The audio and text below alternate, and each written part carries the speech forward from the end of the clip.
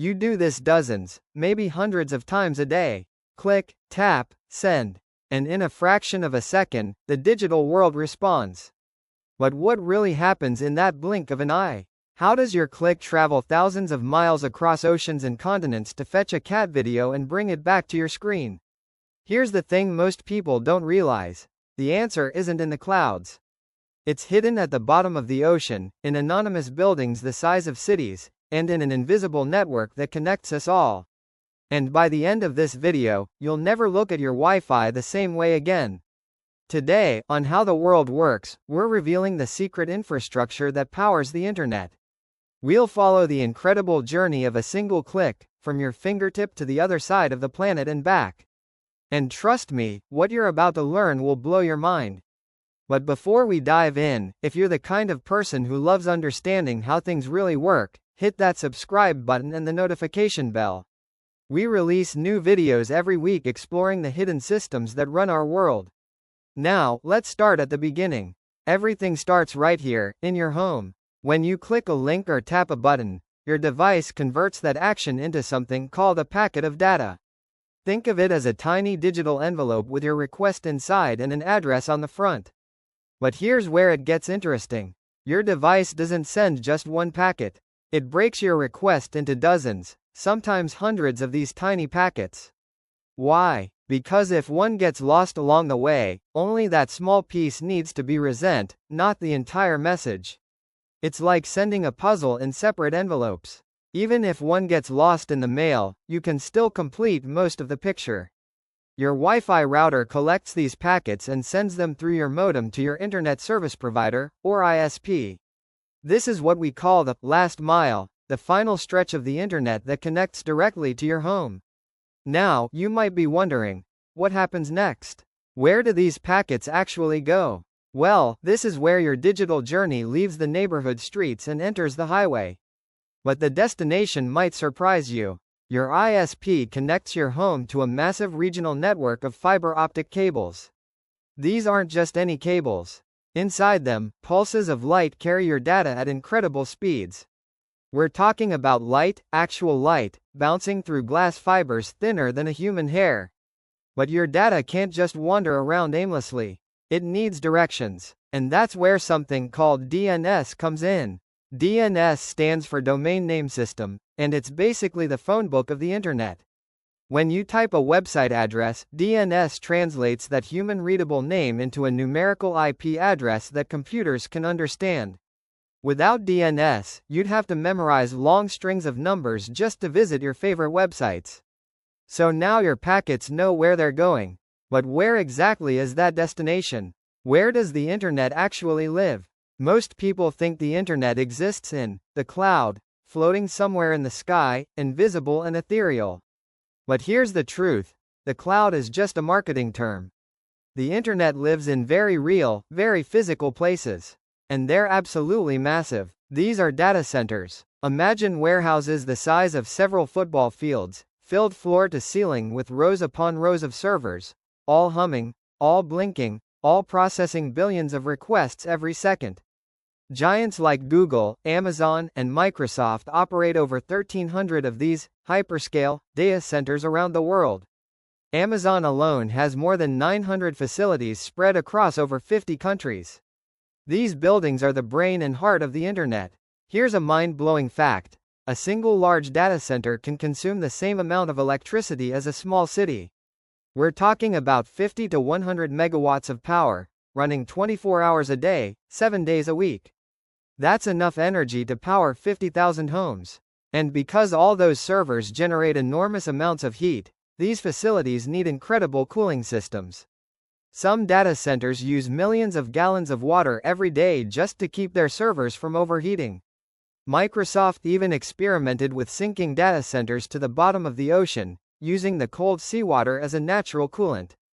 When you watch a movie on Netflix, scroll through Instagram, or open a document in Google Drive, you're connecting to one of these super brains. Your request travels there, gets processed, and the response races back to you, all in milliseconds. But here's a question.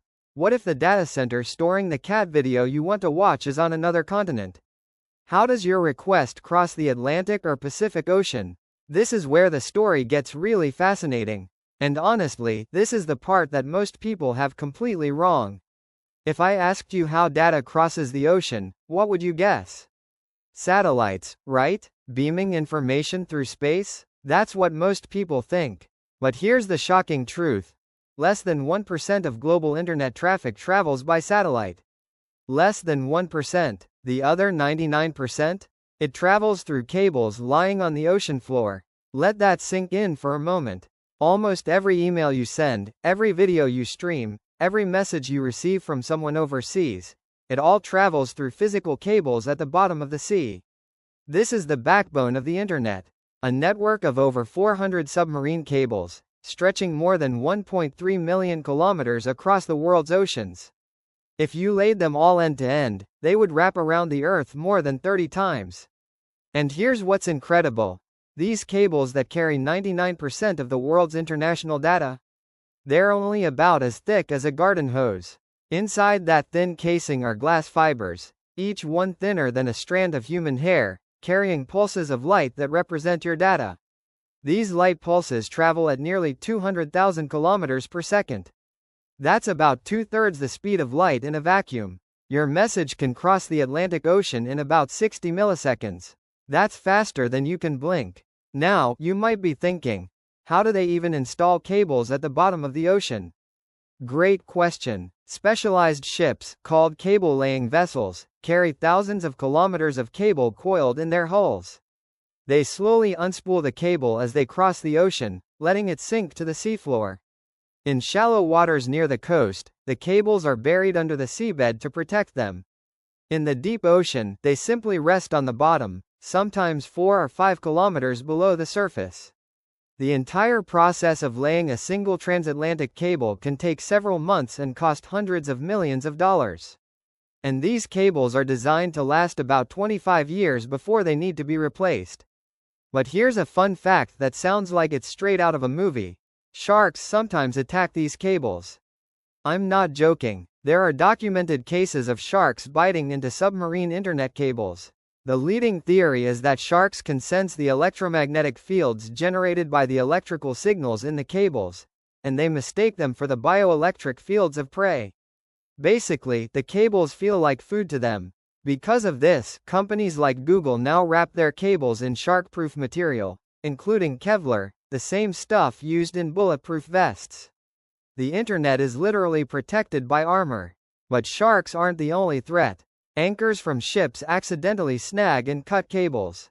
Earthquakes can sever them. In 2006, an earthquake off the coast of Taiwan damaged several cables and disrupted internet service across Asia for weeks. That's why there's so much redundancy built into the system. If one cable goes down, traffic automatically reroutes through others.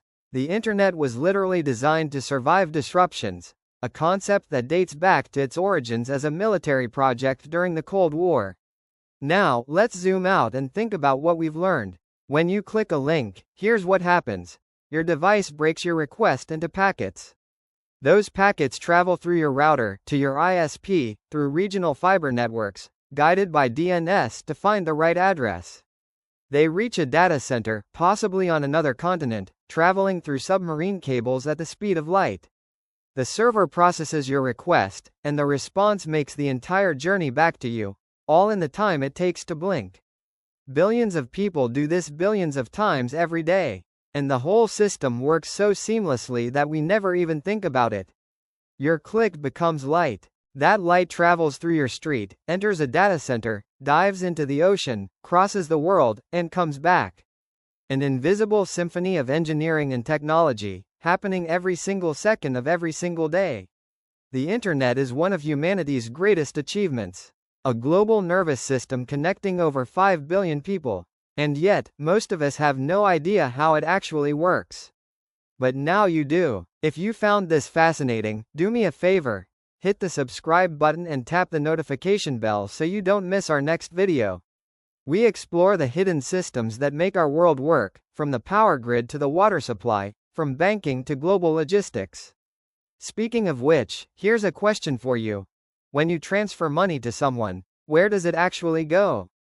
How does your bank send money to another bank? Is it physical, digital, something else entirely? The answer is just as surprising as what you learned today. That's coming up in our next video. Until then, thanks for watching How the World Works. I'll see you in the next one.